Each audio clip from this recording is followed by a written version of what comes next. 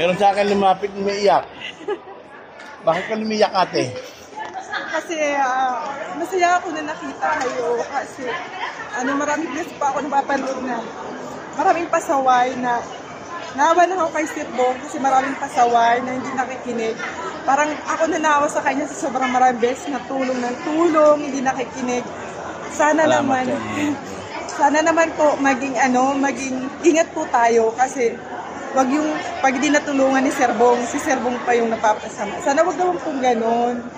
Ay, naku, ngayon ako nakarinig ng ganyan. Naku, maraming salamat po. Kasi po, ako kahit po isang supporter, alam ko po yung nararamdaman niya. Lahat po ginagawa niya para makatulong. Pero masiklap naman po, huwag naman po tayo gagawa ng problema na hindi naman kasama si Sir Bong yung magiging gawa niyo ng problema. Pero nagagawa ni Sir ng paraan para makatulong sa inyo.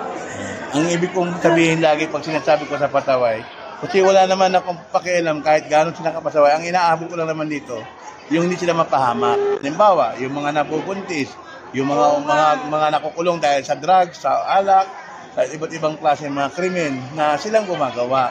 So, kung talagang ugayan nila yun, gawain na nila yun, wag nilang dalhin sa ibang bansa. Dahil pag napahamak sila, tatlong tao ang mag-uwon sa kanila. Una, family. Opo. Siyempre, ang family, hingi ng tulong sa gobyerno. So, pangalawa, gobyerno na.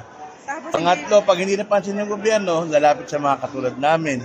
So, domino effect na yon. Kaya ang lagi ko sinasabi, huwag na talagang iwasan talaga na magawa ng bagay na ipapahamak. Ate, maraming salamat sa inyo sa mga masakit niyo sa akin. Ako minsan po talagang nagko-comment kaya hindi napapansin pero lahat po na niyo. Pero sobra akong nahawa na sa... Salamat po talaga. Taga saan po kayo sa Pilipinas? Taga Bicol po ako. Taga Bicol ka.